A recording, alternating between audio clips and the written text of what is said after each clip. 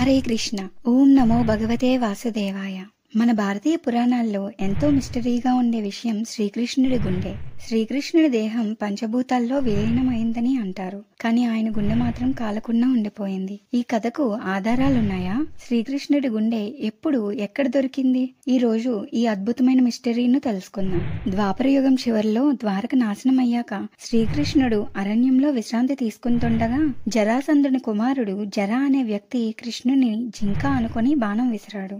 ఆ బాణం కృష్ణుని పాదాన్ని దెబ్బతీసింది. అంతే, శ్రీకృష్ణుడు భూమిని విడిచిపెట్టారు. శ్రీకృష్ణుడి శవాన్ని పాండవులు తగలపెట్టారు. కానీ అక్కడ ఒక అద్భుతం చోటు చేసుకుంది. ఆయన శరీరం పూర్తిగా కాలిపోయినా గుండె మాత్రం కాలలేదు. దాన్ని చూసిన పాండవులు, ఋషులు ఆశ్చర్యపోయారు.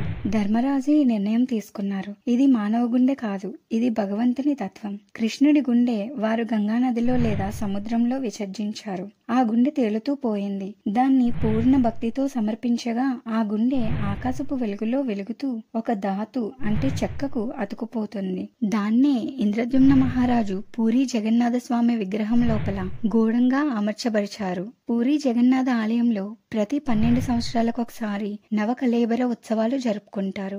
ఆ సమయంలో ఆ ఆలయ పూజారి కళ్ళకు గంతలు కట్టి చేతులకు క్లాత్ చుడతారు. అంతేకాదు, ఆ సమయంలో ఆ గుడిలో ఒక్క ద్వీపం కూడా వెలగనివ్వరు. అప్పుడు పాత విగ్రహాలకు బదులు కొత్తవి తయారు చేసి పాత విగ్రహాలను భూమిలో పాతిపెడతారు. అప్పటి నుండి కొత్త విగ్రహాలకు పూజలు అందుకుంటాయి. అయితే పురాతన విగ్రహాల లోపల ఒక దివ్య వస్తువు ఉంటుంది.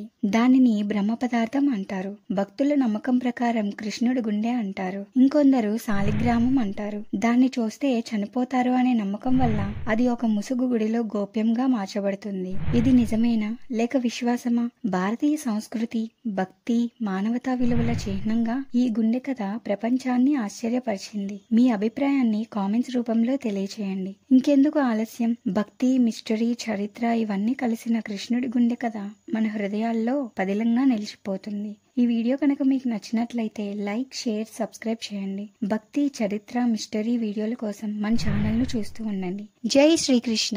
Thank you.